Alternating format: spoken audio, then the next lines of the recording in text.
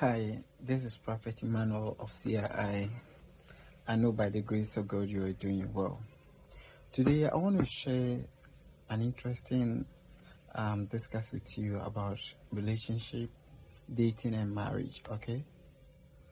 Um, Today we have several excuses, which are not excuses. They are fundamental truths that are even preached from some great pulpits and etc. From some great doctors and counselors of marriage, etc., shared from experienced people and stuff.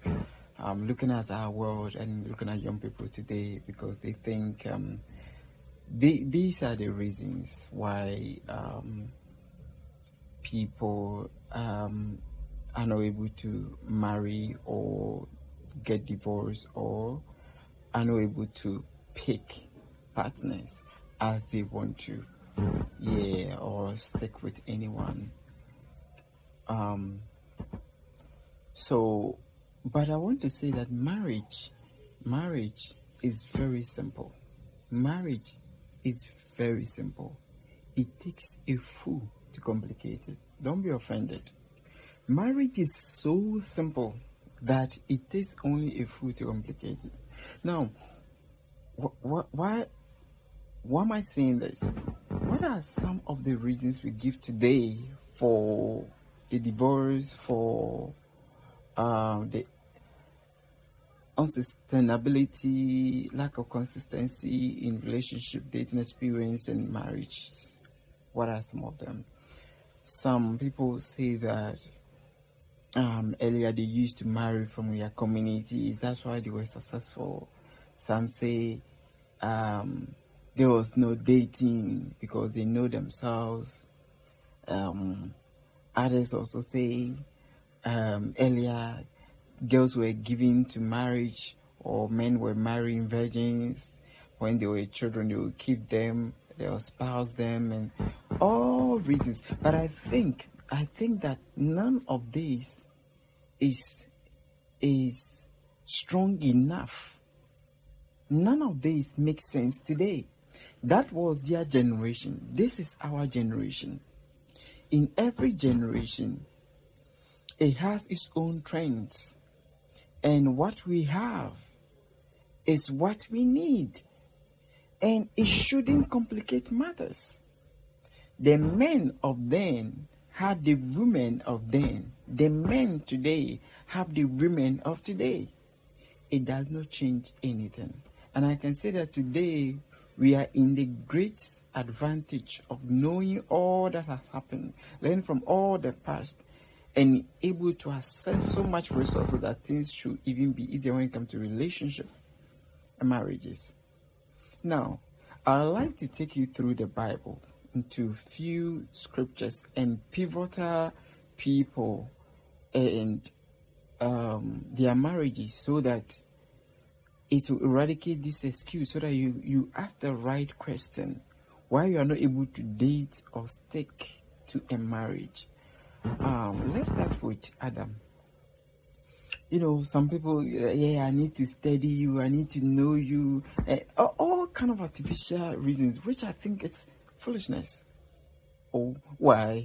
Because no, the truth is that if you are not ready, you just say to the person, maybe I don't like you or I'm not ready. I can't go with your routine, period. But none of this, or I don't have what it takes, period. Often that is the cause.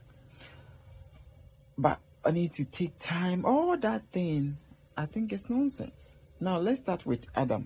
He was the first man ever created, the first marriage, the first successful marriage on earth. Now let's see. Let me ask a question. For how long did Adam get to know Eve before he consummated the marriage? It was seconds. The moment Eve was created and Adam saw her, he said, "This is now bone of my bone, flesh of my flesh. She shall be called a woman." And he began to prophesy. And that day, he married her. It took seconds. It took a day for the first man and woman to marry. Okay, I agree, Prophet, well, but then they were only two. let me jump. I won't even continue with that, but you can take your time to study the Bible to realize how fast people were marrying. It was so easy. He said, and he took a wife away. He took a wife away. There was nothing like taking time. Okay, they were staying together. No. When Eve came to the scene, it was completely a different individual. Okay? Because when she was being formed, Adam was deeply asleep. Not our sleep. God took his conscience away. So he awakened with a strange woman. But he had the knowledge in him that this is somebody I can stay with. You also have that knowledge in you when you meet the right person. You see, most of you have a lot of options, wonderful people around you, but your problem is you. Not any condition. You're not ready. Now let's go on. Let's talk about Father Abraham. Abraham married to Sarah. You know that when the Lord called Abraham was traveling, he took Sarah along. Okay, we can make argument that, well, Sarah was known to Abraham because they were in the same community and was from Abraham's extended family. Fine. What about Isaac? Look here. Sometimes we even say that marry what you see, like what you like. It is very important. But let's see something. Isaac didn't even choose Rebecca. I'm not saying somebody should choose her. Get my argument. Isaac didn't even go out to hunt. Isaac didn't know Rebecca at all. Rebecca was brought to Isaac. And who brought him? It was Abraham's servant. I think Eliezer of Damascus. He was the one that Abraham sent to go and look for a woman for Isaac. And the day Rebecca was brought to Isaac, they had intercourse, and that was that. Like, he just saw her and he was satisfied. And marriage consummated that same day, like Adam, that same day. And it didn't take long. They say, yeah, Rebecca was from good home. Who told you? I want to show you the roots or the lineage or the family from where Rebecca came from. They were not that good because it was the same home that Jacob married from. So Rebecca was Laban's sister. Now this Laban gave birth to Rachel and Leah, and Jacob got there, and Jacob fell in love with I like that word I mentioned, fell in love with Rachel. The moment he saw her, boom, connection, marriage ready. I want this girl. I want to marry her. And Laban said, well, if you want to marry, you have to work. Say, I don't have any problem. They both worked and the marriage happened. And you know, Laban was a cheat. But you see, it doesn't stop a good marriage from happening.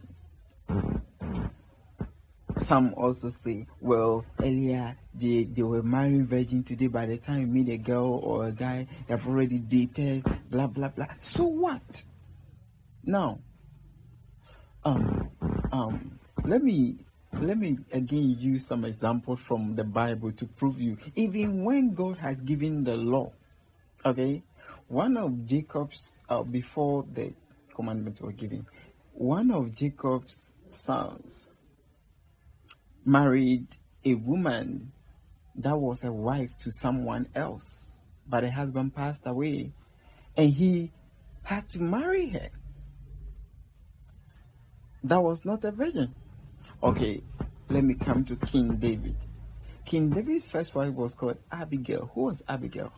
Abigail was the wife of a rich fool. The Bible called him so, Nabal. Nabal died.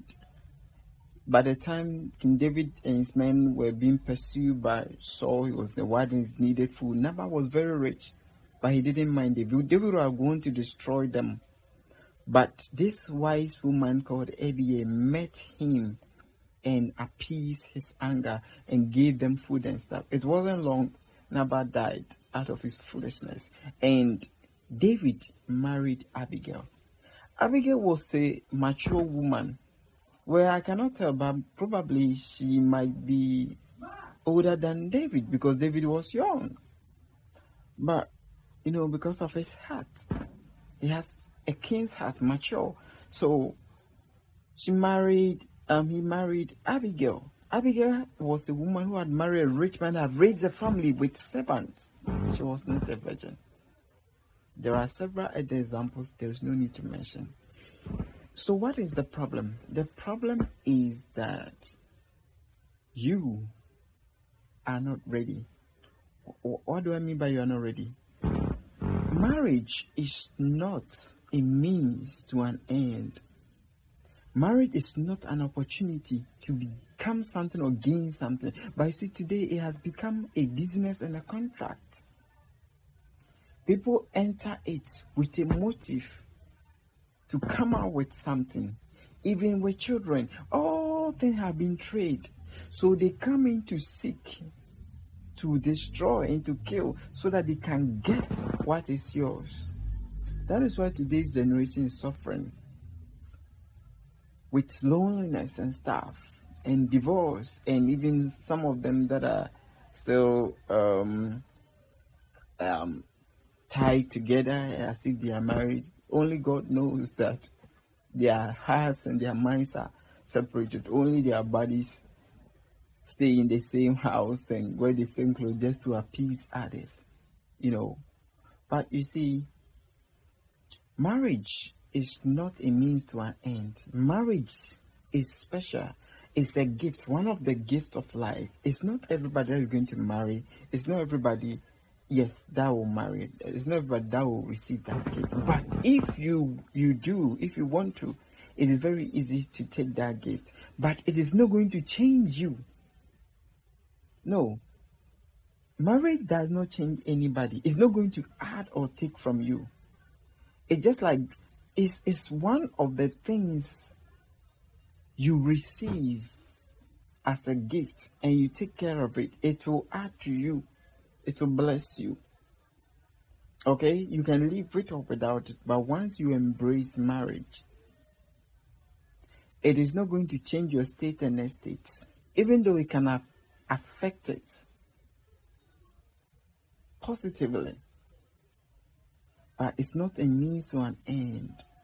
It is not for hungry, angry, empty souls who has nothing to offer and they are looking for something. If you are ready, it is very easy to marry. It is very easy. The question is, are you ready? I meet a lot of young people and I talk to them and I laugh my own place and I laugh because when they talk as mature, I find a deep-seated foolishness in their heart which they are not aware. I ask straight questions. What do you have? What are you ready? They can't answer it. If you are ready for marriage today, you can meet a guy or a lady today, and then the person will ever remain your wife or husband. It is not difficult. Not at all. Not at all. And with this, I pass warning to in-laws and all other folks who complicate marriages. Leave marriages alone. Leave couples alone. When you marry, focus on your marriage and nourish it. When you make it greener, it is you that will enjoy it. If you burn your grass, it's you that will suffer the heat. So marriage is not hard. Don't complicate it. Have a ready mind. Prepare. And then when you meet somebody, you can marry. I don't know how simple I should put it. Because it's as simple as that. You can marry anybody and build a great life with. It depends on you. And from the scratch, when you meet the person, you can know. You don't need experience or whatever. It's a prepared mind for that journey. Yes, a prepared mind for that journey. Because it is who you are that will determine the marriage. It's not the marriage as a force that will determine what you become. It is you bonding with another. So it's all about you. If you are ready, you will have it. It's not difficult. So today, I hope that through this lesson, you can listen over and over and delete that excuses. Not virgin to updated before, all kind of that. You are you one. And earlier people used to know themselves, they used to marry. All that excuses. I want to use the right word. All these excuses, they are just bunch of nonsense. They don't make sense. Yeah, they don't make sense. And if you are married too, be wise.